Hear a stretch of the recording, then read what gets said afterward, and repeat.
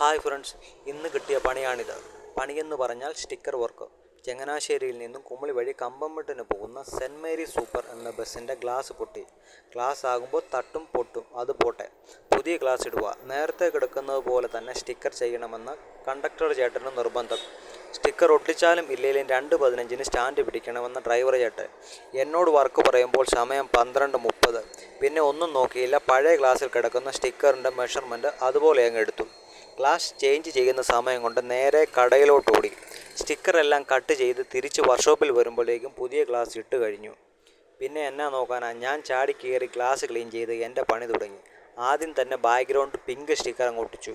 Digital board ആയതുകൊണ്ട് അത് കാണാനുള്ള ഗ്യാപ്പ് കട്ട് ചെയ്ത് ലൈൻ എല്ലാം ഇട്ട് നേരെ താഴെ ഇറങ്ങി. പിന്നെ ആവശ്യമുള്ള സ്റ്റിക്കറെല്ലാം പടപടയെന്ന് ഒട്ടിച്ച് 1:45 ആയപ്പോൾ വണ്ടി പറഞ്ഞു വിട്ടു. ഞാനും ഹാപ്പി, വണ്ടിക്കാരും ഹാപ്പി.